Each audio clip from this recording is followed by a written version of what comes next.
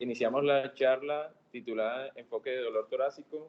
Mi nombre es Neider Gutiérrez, médico interno, y Gabriela Lara, estudiante de octavo semestre. Somos miembros activos del IMIT Unilibre. Vamos a tener este índice para llevar a cabo la charla. Inicialmente un poco de contexto a través de la introducción, una epidemiología del dolor torácico, la parte de causantes o etiológicos del dolor torácico, los principales, y vamos a llevar un enfoque diagnóstico junto a unas ayudas diagnósticas que nos puedan colaborar para nosotros diagnosticar a este paciente y poder manejarlo. Posteriormente hablaremos un poco de tratamiento y tenemos un caso clínico que presentarles y las conclusiones que nos vamos a llevar a casa. Entonces, iniciando, el dolor torácico es una de las principales causantes de consulta al servicio de urgencias. Este puede tener dos componentes, puede ser traumático, posterior a cualquier accidente, por lo general automovilísticos o de tránsito, y no traumático, en el cual el dolor torácico es causado por una amplia gama de patologías. Entonces, los no traumáticos nos generan complicación al momento del diagnóstico, ya que si existen muchas patologías que te causen dolor torácico, eso es realmente un desafío para nosotros los médicos. De allí a que se lleve a cabo esta charla denominada Enfoque del dolor torácico. Entonces, ¿qué vamos a tener en cuenta? Bueno, el 10% de las consultas al servicio de urgencia son por dolor torácico. De estas, del 10 al 15% son causadas por síndromes coronarios agudos, dentro de estos angina estable, inestable o los infartos. Un tercio de estos síndromes coronarios agudos son infartos agudos del miocardio y 12% de estos infartos son son generados sin algún factor de riesgo asociado al paciente. Por ejemplo, hiperlipidemias, hipertensión arterial o diabetes. Y hasta el 2%, que esto es un porcentaje no muy alto, pero compromete la vida de estos pacientes, son infartos que les damos de alta debido a sintomatología que no presentan estos pacientes. ¿Cuál es el peligro con estos pacientes? Es que al no tener sintomatología, no le damos el diagnóstico, ellos se van a su casa y tienen un aumento en el 2%, dos veces el aumento de la mortalidad a plazo de 30 días. Eso según los estudios. Entonces, tenemos aquí, en esta gráfica de pastel, las principales causas del dolor torácico agudo, como vemos aquí. La mitad de las causas no son cardíacas. No siempre que haya un dolor en el pecho, vamos a pensar en que sea un infarto. Entonces, ¿qué otras causas podemos ver? Infarto agudo con elevación del ST, el infarto agudo con sin elevación del ST, que es más prevalente que la elevación. La angina inestable, que puede complicarse a un infarto posteriormente. Y tenemos otras causas cardíacas que veremos más adelante. Bueno, aquí vemos, como les había presentado, las principales causas vienen siendo las gastrointestinales, seguido de la cardiopatía isquémica, que aquí entran los infartos, los síndromes de la pared torácica, ahí veremos algunos que pueden ser osteomusculares, y vemos otras causas aquí como pericarditis, pleuritis, la embolia pulmonar y aneurismas de la aorta, que esto aquí tiene menor prevalencia, pero se presentan y son los que más mortalidad van a presentar los pacientes. Vamos a ver ahora más adelante un grupo de patologías que tenemos que darle un seguimiento estricto debido a que nos pueden generar complicaciones al momento de la atención del paciente. Con ellos tendríamos que correr. Entonces, respecto a la etiología, vamos a tener, como les dije, múltiples causas. Dentro de estas tenemos las causas cardíacas. Dentro de estas, miren todo el sinfín de patologías que entran aquí, desde espasmos coronarios hasta síndrome de Takotsubo, que lo he visto, por ejemplo, falla cardíaca, la miopericarditis. En las pulmonares, el embolismo pulmonar es una de las principales que veremos ahora, que tenemos que diagnosticar rápidamente porque compromete la vida del paciente. La disección aórtica, gastrointestinales, por ejemplo, la esofagitis, pancreatitis, colecistitis, y la parte osteomuscular, la más prevalente que vemos en nuestro medio, van a ser las costocondritis, o también llamado síndrome de Tietz. Tenemos otras causas que son, por ejemplo, comprometen de la parte psiquiátrica, de la parte psicológica de la persona, que sobre todo dentro de esas psiquiátricas solo entran en lo que sería trastorno de depresión mayor y los ataques de pánico. Sin embargo, dentro de los trastornos de depresión mayor, estos ataques de pánico que se pueden presentar en ellos en algún momento de decaída son los que van a generar como tal dolor torácico. Bueno, entonces, ¿cómo vamos nosotros a realizar el enfoque diagnóstico de nuestro paciente? Bueno, cabe aclarar, volver a la diapositiva anterior un momento, las principales patologías que vamos a tener en cuenta al momento de nosotros abordar a un paciente. Tenemos que descartar estas 5. Las principales van a ser aneurisma, disección aórtica es la primera. Disección aórtica, tromboembolismo pulmonar, vamos a tener el infarto agudo del miocardio, vamos a tener cólic costal o también llamado neumotoras a tensión, y tenemos, se me olvidó la última, ruptura esofágica, que se ve más que todo en pacientes alcohólicos, que presentan múltiples episodios eméticos, y esto pues le va a causar eso. Bueno, entonces respecto al enfoque diagnóstico, vamos a hacernos estas 4 preguntas. Iniciamos con esto. El dolor torácico puede deberse a una enfermedad aguda que es potencialmente letal y que va a exigir una valoración y un tratamiento urgente. Allí tendríamos que descartar inicialmente las 5 patologías que les mencioné. Si el paciente no presenta una de estas patologías, entonces vamos a la siguiente pregunta. De no ser así, este dolor puede deberse a algunas enfermedades que son crónicas, pero que se están complicando en el momento. Por ejemplo, una insuficiencia cardíaca descompensada que pueda a corto plazo comprometer la vida del paciente. Como tercera pregunta, si no pasó lo anterior, vamos a ver el paciente, el dolor es ocasionado por alguna enfermedad que amerite un tratamiento específico. Por ejemplo, ¿cuál de estas no se podría tener en cuenta, pero te podría generar dolor torácico?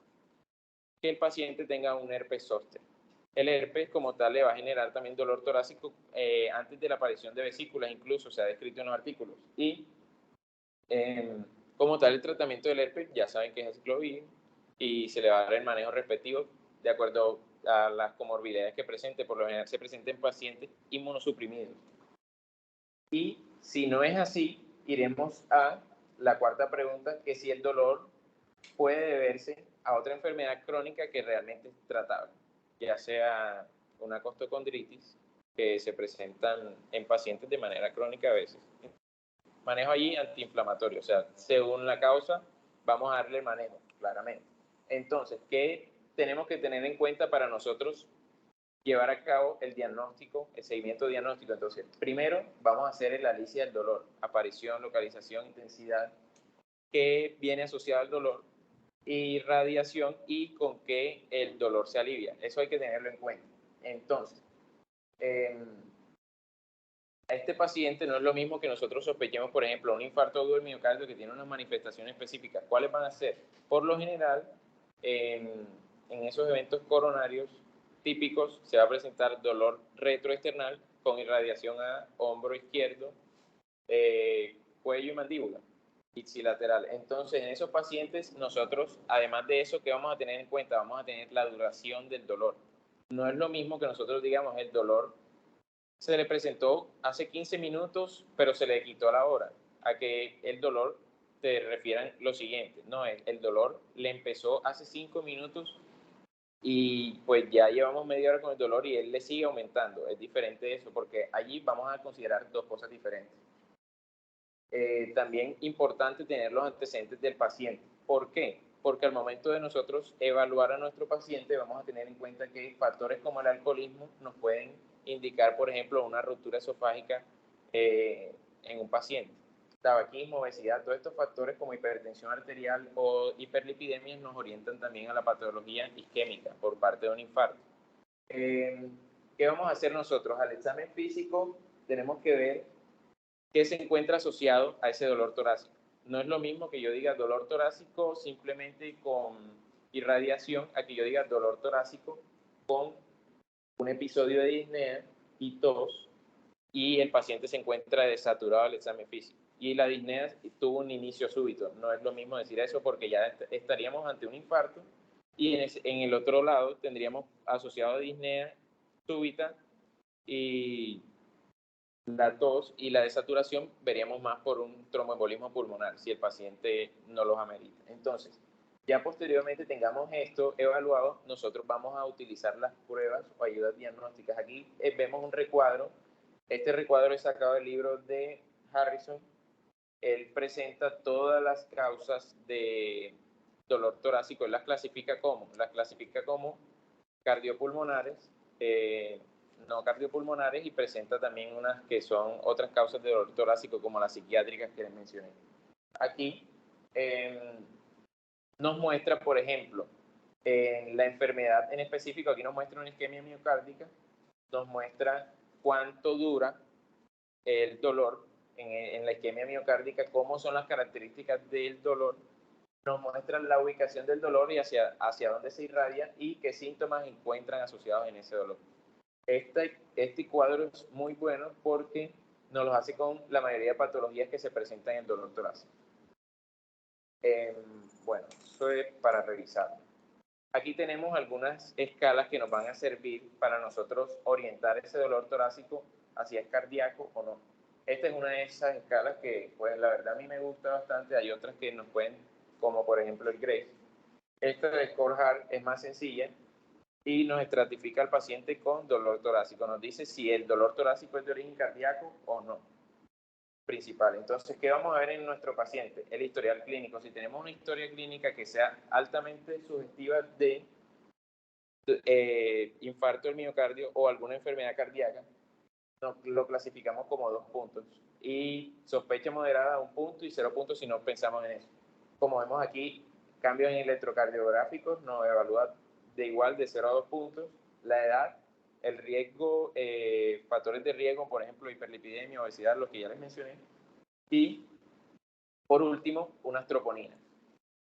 Si tenemos un puntaje en el HARD score mayor a 6, alto riesgo de que ese dolor torácico sea asociado a un evento cardíaco. De 4 a 6, un riesgo moderado, y menor a 4 es de bajo riesgo. Eso hay que tenerlo en cuenta. ¿Qué otras escalas podemos utilizar?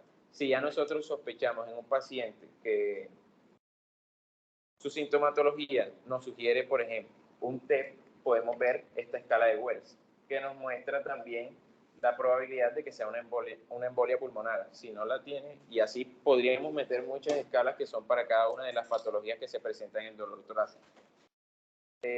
Bueno, seguimos con ayuda diagnóstica.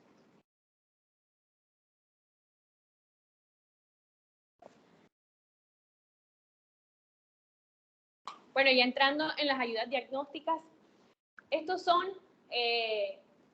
los tres exámenes, sí, digamos que sí, los tres exámenes más importantes en el enfoque de dolor torácico, ¿cierto? Vamos a encontrar el electrocardiograma, que va a ser útil en la mayoría de las patologías, no solamente en las patologías cardíacas, sino también en las patologías pulmonares. El electrocardiograma, hay algo importante, y es que en patologías como son el síndrome coronario agudo es importante hacer el electrocardiograma los primeros 10 minutos del ingreso del paciente. La medición de troponinas que se debe realizar dentro de los primeros 30 minutos, y la radiografía de tórax, que, bueno, esta no nos va a ayudar como tal a ver pues patología cardíaca, sino que nos va a hacer un diagnóstico diferencial. En la radiografía de tórax es muy diciente de las 5 pues, causas que hablaba anteriormente Schneider. La principal del síndrome coronario agudo, pues nos ayuda a descartar pues, que haya alguna otra patología, como es el neumotórax a tensión o un síndrome de una ruptura esofágica, incluso pues el tromboembolismo pulmonar, que también podemos encontrar lo que es el signo de Westermann y la joroba de Hampton. ¿Qué pasa? Bueno, aquí encontramos las indicaciones de cada uno. El electrocardiograma y las troponinas, ¿cuándo lo mandamos? Cuando nosotros sospechamos de síndrome coronario agudo, ¿cierto? Pero en este caso, estábamos leyendo pues, en Harrison, y nos decía que para todos los pacientes que presenten dolor torácico de nueva aparición o dolor que es diferente a episodios anteriores, se le debe mandar un electrocardiograma. Y bueno, realmente El electrocardiograma es un examen que es muy fácil de hacer, no es costoso, entonces pues resulta muy fácil realizarlo. Con respecto al angioTAC y al dímero D, ya este sí lo vamos a hacer, está indicado en aquellos pacientes en los que sospechamos tromboembolismo pulmonar. ¿Y cómo sospechamos tromboembolismo pulmonar? Haciendo una buena anamnesis. Tenemos que saber los antecedentes del paciente, tenemos que preguntarle al paciente si ha estado mucho tiempo acostado, si tiene recientemente alguna cirugía, principalmente las cirugías ortopédicas, como vemos las de los cambios de cadera y todo eso, si el paciente tiene cáncer, si el paciente ha tenido hospitalizaciones recientes, si sufre de alguna trombofilia adquirida o primaria, y también que es nuevo, el COVID, que como sabemos es una patología protrombótica. También en la parte de las características del dolor, lo podemos sospechar cuando el dolor torácico es pleurítico o también cuando es acompañado, como decía Schneider, de la disnea súbita y la tos, y en menor frecuencia de lo que es la hemoptisis. Como les decía anteriormente, la radiografía de tórax ayuda a descartar otras patologías. En esta podemos encontrar la ruptura esofágica, también aneurisma disecante de la aorta, en donde vamos a encontrar un aumento de la silueta del mediastino, o también en las fracturas de costillas, que ya también podemos pensar en lo que es el neumotórax a tensión. Se me olvida que tengo que pasarlo. Bueno, ahora entrando al tratamiento, bueno, va a ser direccionado a qué patología tiene el paciente, ¿cierto? Entonces, el infarto agudo al miocardio, ya sabemos, el famoso bebemona, beta-bloqueantes, los inhibidores del P2Y12, las estatinas, la morfina y el oxígeno sí está indicado. Eso es algo importante. Los nitratos, algo importante es que no los debemos dar en pacientes que tengan un Killick-Invall de 3 a 4, la aspirina todos, y este es el tratamiento inicial, y luego sí hacer lo que es pues, la terapia de reperfusión, en el que podemos elegir pues, la fibrinolisis y lo que es la angioplastía, dependiendo pues, de los tiempos con los que contemos. En el síndrome aórtico agudo encontramos lo que es la cirugía endovascular para pues, poner prótesis. En el neumotórax a tensión, hacer una descompresión con aguja en el quinto espacio intercostal con lo que es la línea medioaxilar. Y en el taponamiento cardíaco hacer una pericardiotomía. Ahora sí seguimos con el caso clínico. Entonces, bueno, en el caso clínico encontramos un paciente masculino de 46 años de edad, quien acude al servicio de urgencias por cuadro clínico de 3 horas de evolución, caracterizado por dolor retroesternal que se irradia a hombro izquierdo, cuello y mandíbula ipsilateral. Al examen físico, el paciente presenta una presión arterial de 141/87, frecuencia cardíaca de 95, frecuencia respiratoria de 20, y a la auscultación cardiopulmonar presenta un ruido protosistólico de corta duración y baja intensidad con irradiación escasa y a la palpación presenta exacerbación del dolor. Entonces, los invitamos a participar y la primera pregunta va a ser, ¿cuál sería el abordaje inicial de este paciente? ¿Qué pensarían ustedes en hacer pues, con este paciente si les llega a ustedes en urgencias? ¿Cómo? Pedir troponinas. Que sea nuevo o no, Uh-huh. que tenga sugestivo de infarto o no. Bueno, lo ideal es primero el electrocardiograma, o sea, electrocardiograma, y también las troponinas, claro, si tú estás sospechando de síndrome coronario agudo. ¿Qué te hace sospechar aquí de síndrome coronario agudo?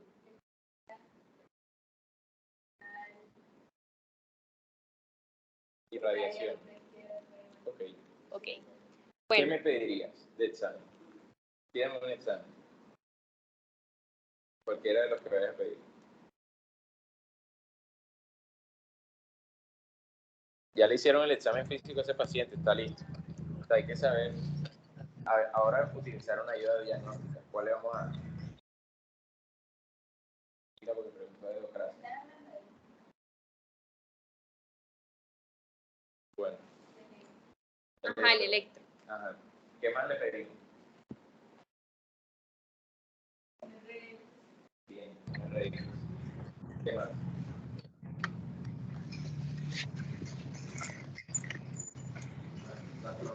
Estos tres exámenes inicialmente los enviamos. Entonces, muéstrale porfa el RX. El RX es Perfecto. de este paciente. Ah, bueno, las ayudas ¿Será que no lo diagnósticas. ven? Qué feliz. Ahí está. Bueno, este es el electrocardiograma del paciente. ¿Qué ven? ¿Cómo? No sé.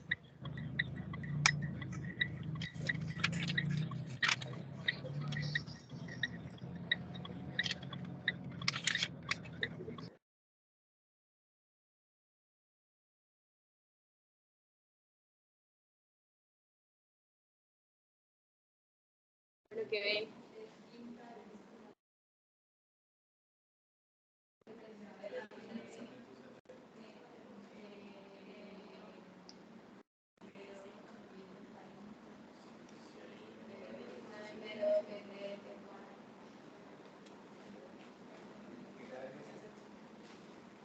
¿Qué? Ah, y las troponinas. Y el control de 3 horas es el siguiente.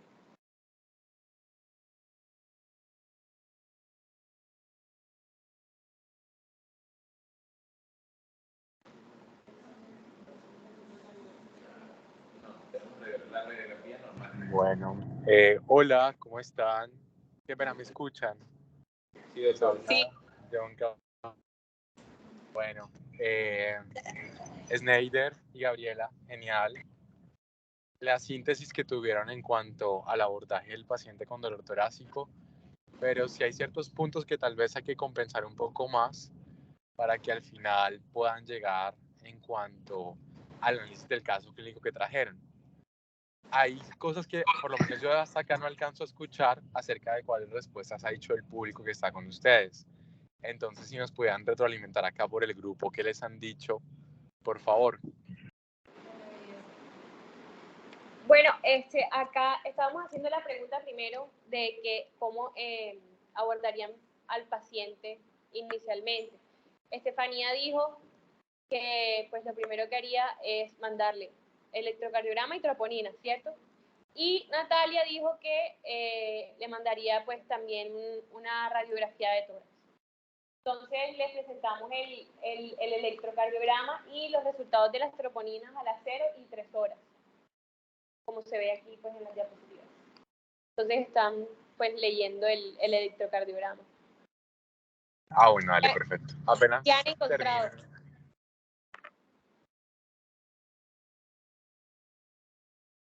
¿Quién dijo que infradesnivel del cemento? ¿Dijeron? ¿Alguien dijo no? ¿Pero dónde? ¿Dónde? ¿En qué derivación? ¿Ah? ¿En dónde? En B2. Mira, aquí está B2.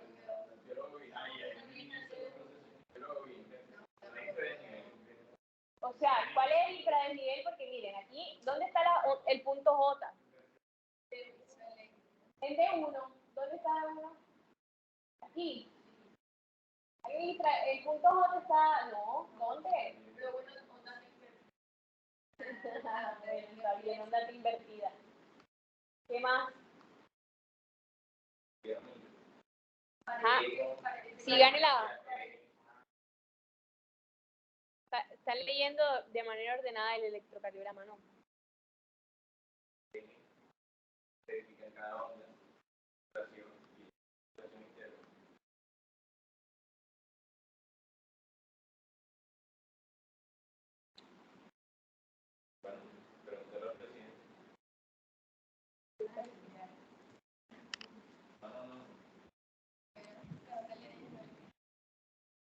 Doctor, ¿qué piensan del electrocardiograma a los residentes? A los espectadores, y bueno, también a los que están en la reunión.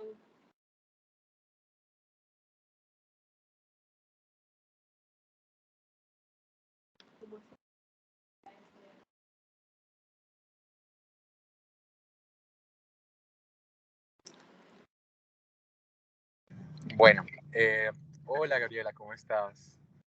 Hola, Doc. Pregunta, ¿quién de nosotros está allá? ¿Está alguien? No. Ah, ok, bueno, listo. Entonces, antes que abordemos el caso clínico, es importante retroalimentar unas situaciones.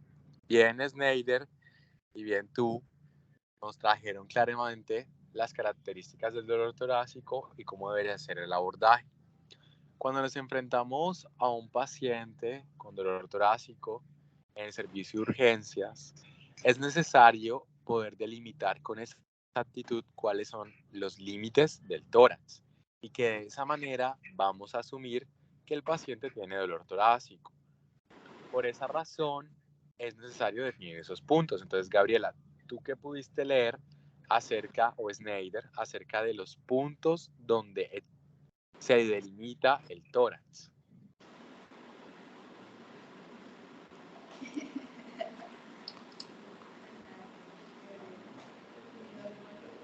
No recuerdo de los puntos en exactitud, pues de que Dale. ¿Y Snyder lo pudiste leer? Ok, bueno. Entonces, en ese sentido es crucial poder definirlo. ¿Por qué? Porque, por ejemplo, se considera que los límites del tórax es técnicamente la punta de la nariz hasta el ombligo y en la parte posterior, desde el occipucio hasta la vértebra número 10 dorsal. O sea, técnicamente, si se dan cuenta, tiene una disposición bastante amplia. Y obviamente los límites laterales. Y eso es lo que hace que nosotros podamos definir que el paciente tiene un dolor torácico. Y teniendo en cuenta que el dolor torácico va a ser una sensación de disconfort subjetiva, obviamente, que el paciente va a definir y que se asocia con un aumento de la sensibilidad local y que se traduce en dolor.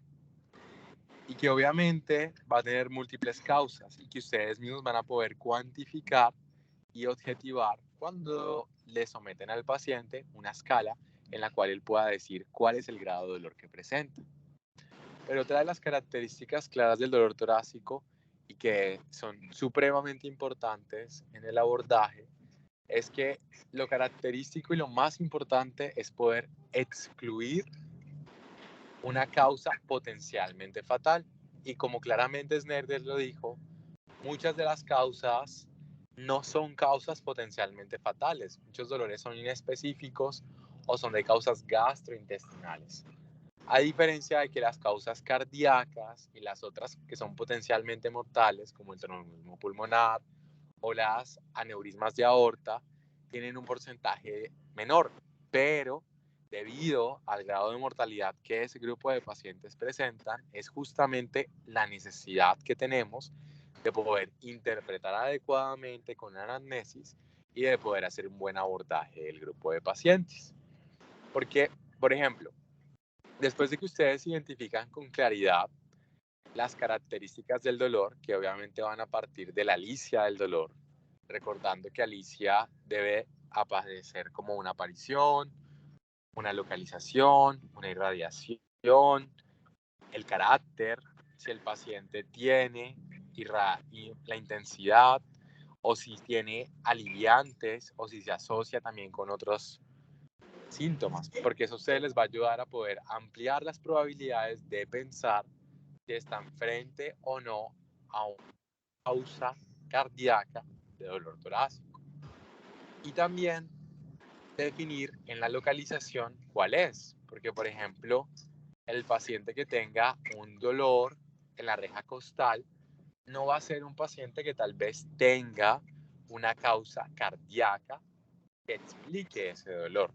Y eso es importante poder identificarlo. Lo mismo, por ejemplo, si es un paciente que tiene dolor en la zona interascapular, o si es un paciente que refiere dolor en el epigastrio, o si es un paciente que tiene dolor en la nuca, porque todos esos puntos van a asociarse a hablar de que las probabilidades disminuyen para una potencial causa cardíaca.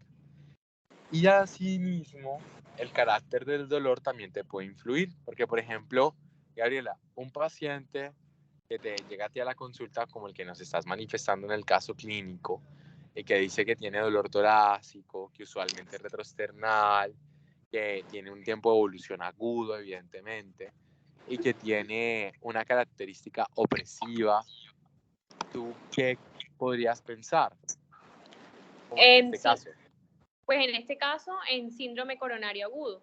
Pero es ¿pensarías? que algo importante en el caso clínico que nosotros presentamos era que nosotros queríamos que de pronto alargar, o sea, le hicieran preguntas adicionales al paciente. O sea, porque Perfecto. el 50, como dijo usted precisamente, el 50% de las causas de dolor torácico no son pues cardíacas, bueno, más del 50%, pero no son mortales y tampoco, pues, o sea, no tienen un alto grado de severidad. Entonces, hay que hacer preguntas direccionadas, que por ejemplo, ¿qué estaba haciendo en el momento en el que le dio el dolor? ¿Qué estuvo haciendo, no sé, las horas antes al dolor? Y bueno, Disculpe, doctor. Bueno, además de eso, el caso clínico fue planteado con toda la intencionalidad. Coloqué un paciente que tenga una edad mediana, 46 años. Además de eso, no coloqué, por ejemplo, antecedentes de importancia. No le planteé si tenía hipercolesterolismo ni algún factor de riesgo para, como tal, síndrome coronario agudo, pero nadie lo preguntó. Esa era la idea, que preguntaran. exacto, la idea era que ampliáramos aquí y que dependiendo de las preguntas que ustedes hicieran, o sea, que los asistentes hicieran, nosotros les íbamos respondiendo a cada cosa y así pues poder direccionarlo, porque de todas formas, o sea, ahí está caracterizado la parte del examen físico y algunos datos importantes, algunos datos relevantes, pero había que hacer pues algunas De acuerdo completamente. Definitivamente la semiología del dolor faltó bastante, ¿no? Y una realización de la historia clínica en cuanto a los antecedentes, que de entrada son completamente importantes para poder bien establecer una probabilidad diagnóstica o etiológica de ese dolor. Y asimismo, ya después de eso, concentrarse en los exámenes para poder definir un diagnóstico, ¿no? Entonces, bueno, de entrada sí estuvo muy bien la intención del ejercicio, pero bueno, lamentablemente, bueno, ya estamos avanzando con esa integración de poder traer ahorita casos clínicos y yo creo que con el tiempo todos van a ir entrenándose más y ya van a poder brindar más preguntas acerca del caso para poder llegar a un diagnóstico. Y así se pueda generar un desarrollo, porque cuando traemos un caso clínico, no solamente debemos enfocarnos en leer lo claro que está ahí como si fuera un examen, no, sino que al contrario, ustedes basados en ese caso clínico, ustedes puedan hacer un desarrollo para llegar al final a una conclusión y obviamente eso debe estar basado en varios puntos y siempre va de la mano con una adecuada historia clínica. Entonces yo creo que sí, que esta me parece muy bien, pero sería fantástico la próxima vez, tal vez para que haya más integración entre el expositor y su auditorio, que tal vez se les pudiera enviar a todos el caso clínico que se les va a preguntar, que se les va a traer, para que ellos lo puedan analizar y así puedan dar una propuesta más clara y ustedes también se puedan sentir complementados con lo que dice el auditorio. Es una posibilidad, ¿no? Pero obviamente si no se hace, igual todos idealmente deberían ir participando. Entonces, mira, claramente Gabriela y Snyder querían tener ese... Y obviamente volvemos a lo mismo, la anamnesis es supremamente importante y como hasta ahora solamente vamos en la lista del dolor, entonces vuelvo a lo mismo, el carácter a ustedes les va a decir probabilidades diagnósticas. Si por ejemplo tienen un dolor opresivo, pensarían más en una causa cardíaca, obviamente dependiendo la localización del dolor. que tienen un dolor tipo lacinante, o un dolor exquisito y que es migratorio, podrían pensar tal vez en un síndrome aórtico agudo. O si el paciente tiene un dolor urente y que solamente afecta la zona cutánea, podrían pensar, por ejemplo, en herpes zóster, ¿no? Y que está localizado solamente en unos dermatomas específicos. O si, por ejemplo, el paciente refiere que el dolor empeora después del consumo de la alimentación, o se asocia al consumo de la alimentación, o se asocia posterior a episodios eméticos continuos o con sensación de reflujo, probablemente pueda ser una causa gástrica, ¿cierto? Y todo eso les va a ayudar a ustedes a especificar las probabilidades de que ese dolor al finalizar sea un dolor de características cardíacas que a ustedes les permita abordarlo como tal y así avanzar en la solicitud de los estudios. ¿Por qué? Porque la intención es excluir una causa cardíaca, que es lo que al finalizar generará potencialmente la mortalidad en el paciente y que es lo que justamente queremos evitar, que el paciente no vaya a fallecer. Y para que no fallezca, hacemos una identificación temprana de la patología. Posterior a todo eso, obviamente tenemos que tener en cuenta la intensidad del dolor. No va a ser lo mismo un dolor que te dé una intensidad leve a diferencia de una intensidad elevada, porque obviamente te va a prender una alarma. Y lo mismo, tampoco va a ser un dolor que, por ejemplo, se asocie o no a otros síntomas. Por ejemplo, que tenga disnea el paciente o que tenga palpitaciones. Y también que, por ejemplo, en el momento de su aparición, el dolor se asocie, por ejemplo, relacionado a la actividad física del paciente. Porque todos esos puntos te van a ti poder permitir evaluar causas potenciales de dolor y vuelvo a lo mismo. Que el paciente tenga un dolor de características cardíacas que a ustedes les haga pensar y prender la alarma de que tienen que excluir un probable evento coronario agudo. Después de que ustedes puedan hacer todo ese análisis,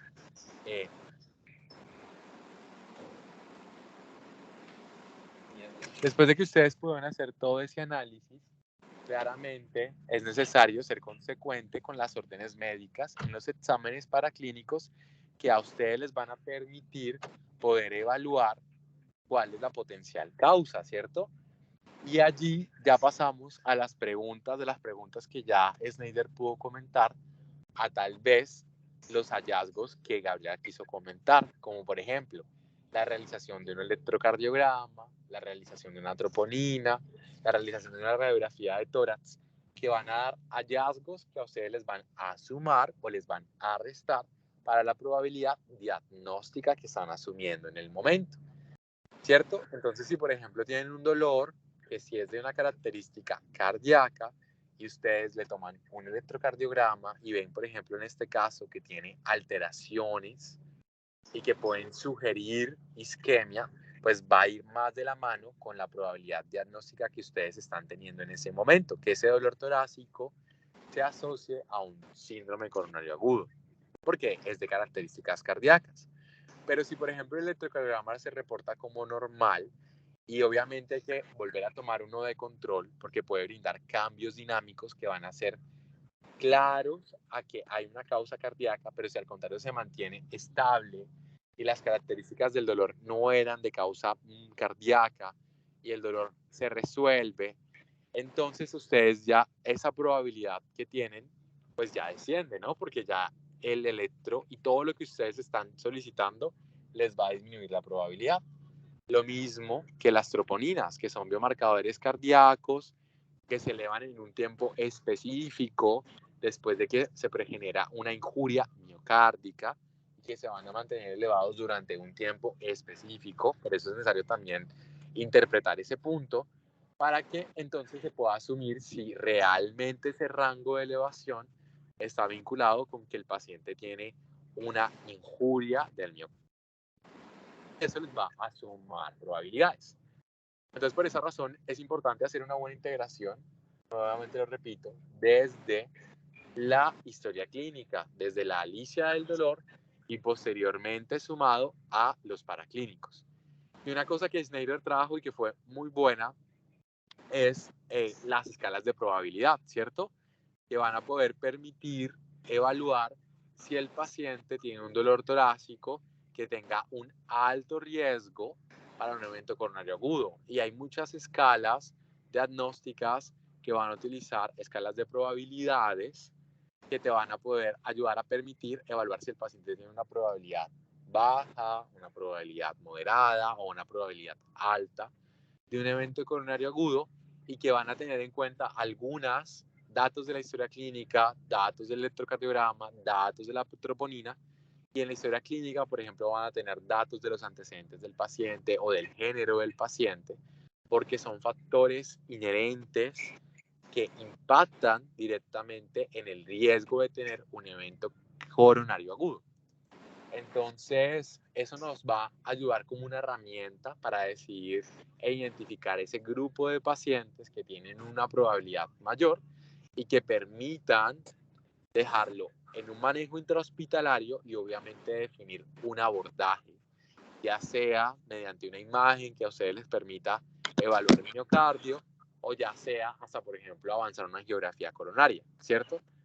Entonces, por ejemplo, viendo este caso clínico, ya después de lo que acabé de comentarles a ustedes y de acuerdo a lo que sus compañeros trajeron, que lo hicieron muy bien, repito, hagamos otra vez el ejemplo. Por ejemplo, tienen el paciente con el dolor torácico bajo las características que la doctora Gabriela y el doctor Snerde trajeron. Entonces, pregúntenle, por favor, qué datos más les faltarían a ustedes para poder evaluar si ese dolor es de características cardíacas o no, y qué otros datos a la historia clínica les parecen relevantes para que, por ejemplo, puedan hacer ese score que se trajo Snyder, que es el hard score. Entonces, que el público lo haga para que entonces lo puedan interpretar de esa manera. Por favor. Ajá, voy a volver a la escala de Hart.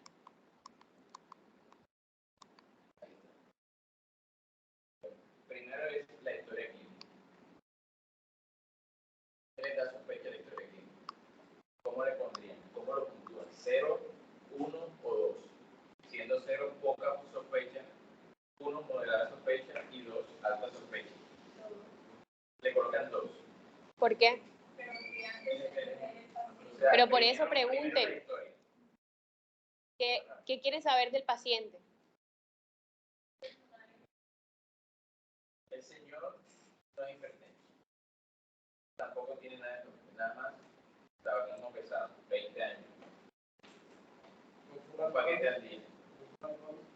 Ocasionalmente.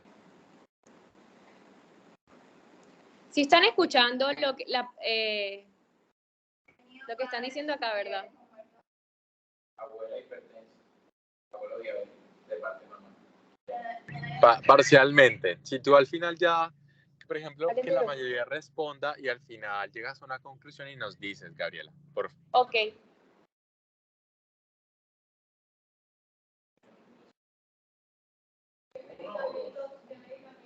No toma nada porque no tiene ni diabetes ni no hipertensa. No, ponle tú que pesa 87 kilos, pero el man mide unos 74. No, está en sobrepeso, pero no es exactamente. No, No tiene antecedentes de eso, por lo menos. Así. solo abuela hipertensa, abuelo diabético.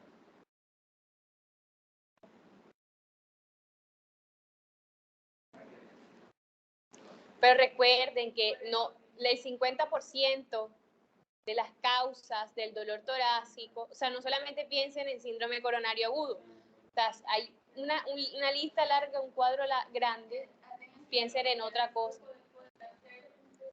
No tiene ningún antecedente de trauma.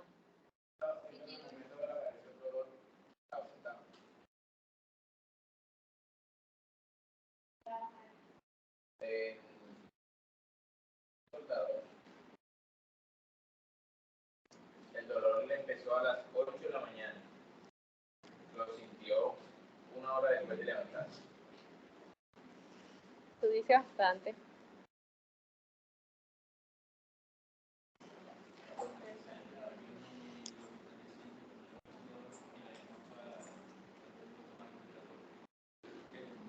Que Nixon dice que algo respiratorio, pero algo respiratorio como que no tiene tos ni disnea, no tiene ningún otro síntoma que lo acompañe.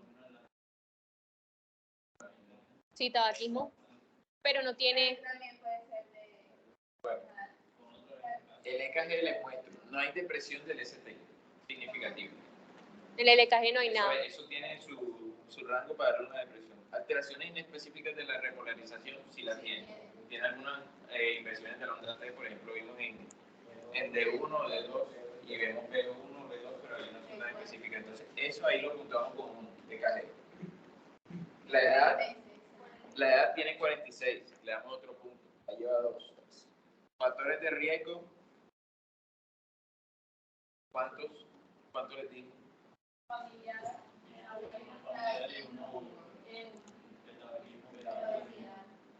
Tabaquismo, obesidad no tiene. Entonces tienen más de 3 factores de riesgo. Aquí lo juntamos con 2. Llevamos 4. Las troponinas, 1 o 2 veces el límite normal. Nada, no está en... O sea, un punto. Ahí llevamos 5. Y acá, sospechan mucho, sospechan poco infarto. Vuelve al caso clínico y miren la historia. Miren el dolor. Miren el dolor. ¿Qué pasa? Hay algo importante, no solo piensen en la irradiación, sino también se alivia o no el dolor. ¿Qué pasa? ¿Cómo se intensifica el dolor? Eso es bastante importante y no piensen el diagnóstico. Hay un artículo que les voy a enviar ahorita.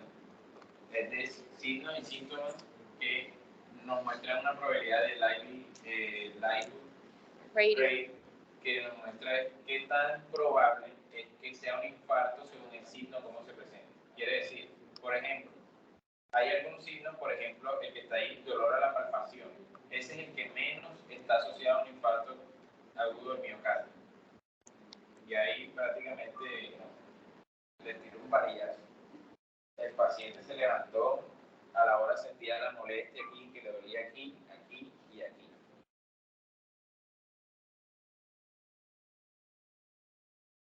Ajá, si un paciente le llega y le dice, no, es que a las 8 de la mañana que me desperté, tengo el dolor, ajá, puede ser que...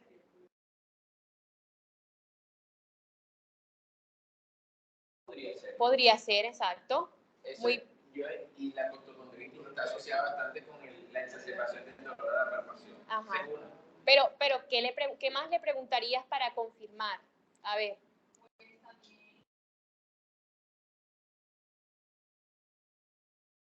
Ok. Sí. Eso es una buena pregunta. Ahí va bien. Yo preguntaría cómo durmió el paciente. Se levantó, se acaba de levantar. 8 de la mañana, recién levantado y tiene una molestia que está en tórax, en hombro y está en mandíbula, que sabe si durmió encogido y eso le puede generar inflamación. Como tal, este caso fue planteado de esa manera, con ese fin. No todo dolor torácico es cardíaco. Era la idea. Miren que, bueno, el artículo que les paso ahorita, si tiene el dolor a la palpación, eso enseguida descarta el infarto del miocardio, porque el infarto del miocardio no se reproduce con la palpación. A pesar de toda la clínica, Sí. Es que también la presión arterial yo no te la coloqué alta, te la coloqué ahí como un poquito elevada. Y eso puede estar asociado quizás al dolor del paciente, le eleva la presión. Y también a la hora en que se le tomó la presión, que en la mañana, recuerden, según el ciclo circadiano, en la mañana se eleva, en la noche también. es que también tienen que tener en cuenta el electrocardiograma es muy importante y las troponinas. O sea, si ustedes encuentran un paciente que, además de la clínica, está, sí, o sea, tiene antecedentes familiares, quizás de diabetes y de hipercolesterolemia, pero es un paciente que no presenta ni diabetes, ni hipercolesterolemia, o sea, siempre no ha tenido episodios tampoco, o sea, no ha sido diagnosticado tampoco con hipertensión arterial. Ustedes le hacen un examen físico y encuentran esto y ven el electrocardiograma, pues tienen que pensar en otra cosa. Pero igual es importante hacer el electro, claro, para hacer el descarte de él. Bueno, la última pregunta es que ¿cuál es el diagnóstico más probable y su respectivo manejo? ¿Cuál es el diagnóstico que usted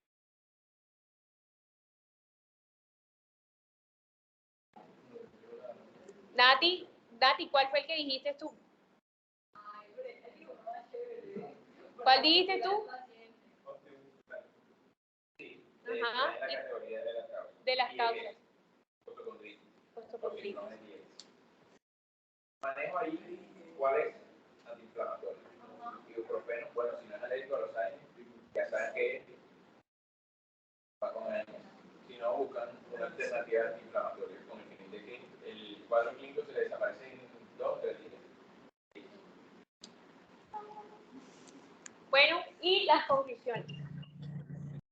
Bueno, una pregunta antes de que pasen. ¿Cuál fue el diagnóstico final del paciente entonces?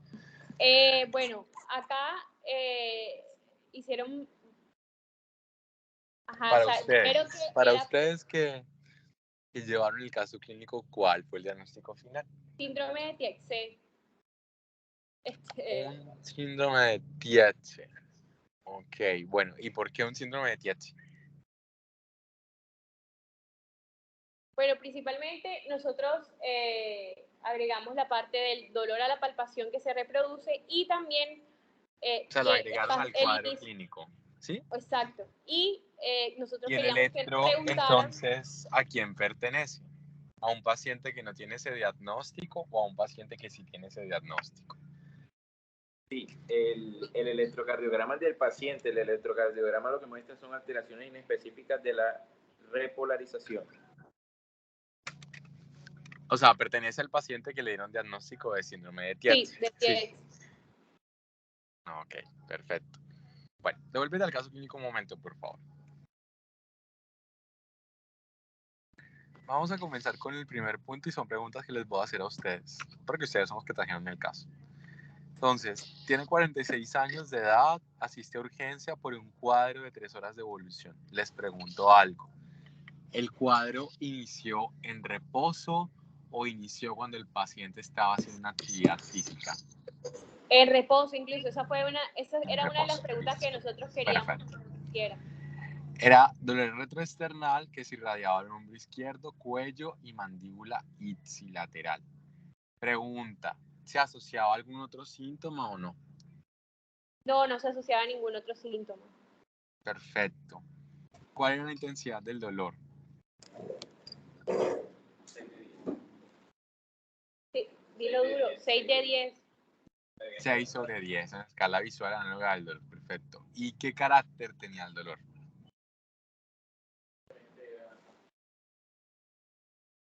¿Cómo era? ¿Opresivo, punzada, picada? ¿Cómo era? Era punzante.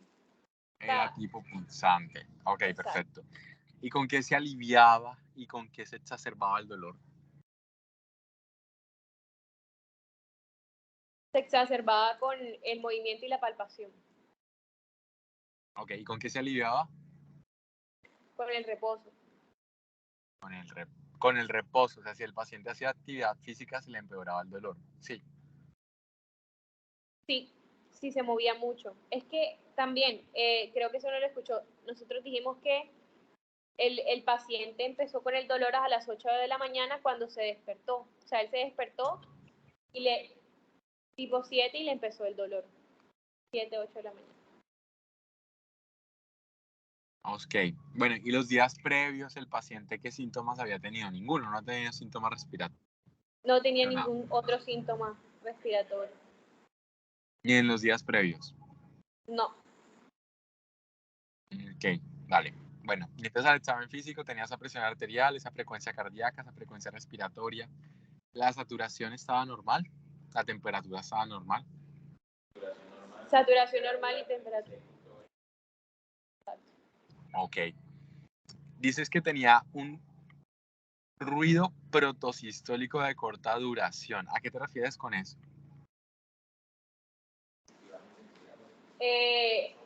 Bueno, es que es un soplo inocente. O sea, tiene Es un un soplo soplo. inocente. Sí, es un soplo inocente. O sea, que esa es la característica, que es al inicio de la sístole, de corta duración y baja intensidad, que no ¿Y en qué tiene foco estaba?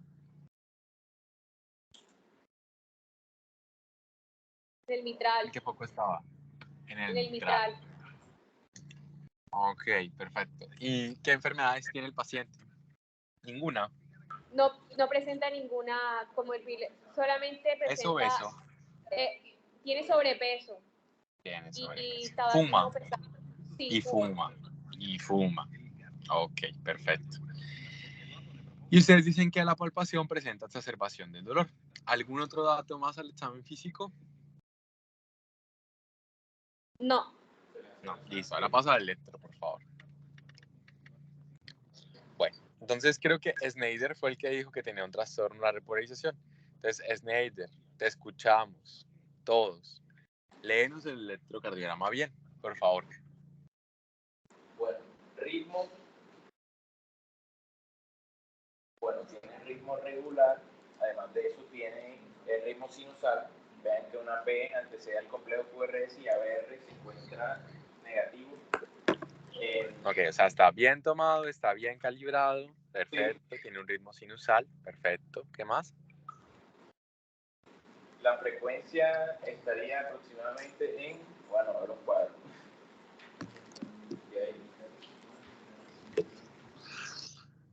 4 cuadros, 300 entre 4, aproximadamente 75 de frecuencia cardíaca. Ajá, ¿qué más? El eje de 1 positivo, ABF isoifásico, entonces busco la más isoifásica que es ABF y busco de 2, está positivo, eje normal. ¿Cuánto sería el eje? Con exactitud. ¿cuánto qué? Sería el eje con exactitud. Ah, Hace rato no sabía. Bueno, listo. Entonces, el eje se encuentra en la normalidad aproximadamente por ahí unos 45 grados, ¿cierto? Más o menos. Bueno, listo. ¿Qué más? La duración, bueno, QRS, medida normal, bueno, no empezamos por QRS, la onda P, aproximadamente 2 cuadritos, casi 2,5, está bien de tamaño. Y el, Altura y ancho. ok, y el intervalo El intervalo PR, ¿cómo está? está en cuanto, no veo. Desde ahí se ve mejor el electro, pero déjame lo veo acá en la diapositiva. Ajá. Sí, aproximadamente también tiene 1,5 cuadros, está bien. O sea, ¿tiene cuánto? ¿Cuántos milisegundos? A ver, tiene 0,6 aproximadamente. 0.6 milisegundos. 0,06. 0.6, ¿cuánto tiene que medir el intervalo PR para que sea normal?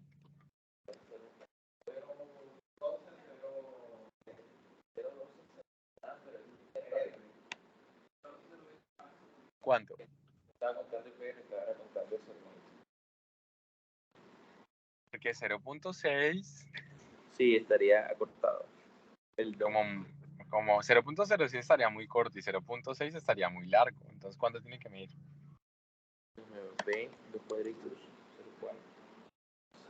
Tiene que medir entre 0.12 a 0.20, es decir, 120 a 200 milisegundos. Bueno, y entonces tú nos dijiste que ves unos trastornos de la repolarización. ¿En qué paredes? Bueno, vemos en D1, vemos en B2. Esa sería la cara. ¿de una B2 qué? O sea, anterior, la cara anterior. Antero, izquierdo. Cara, antero, Anterolateral. lateral. Perfecto, listo. Y después de eso, tú nos dices que tiene unas troponinas a las 0 horas moderadamente elevadas. Moderadamente elevadas, ¿a qué te refieres con eso? O sea, póngale, ahí no le colocamos valor, era porque podíamos confundir a todos. Bueno, porque hay ¿cuánto algunos es que moderadamente elevadas? están, digamos, 5 puntos por encima del rango de normalidad. ¿5 veces el valor de normalidad o 5 No, puntos por no. encima de 5 normalidad? puntos por encima del valor de normalidad. Bueno, ¿y ustedes cómo miden? No se escucha, doctor.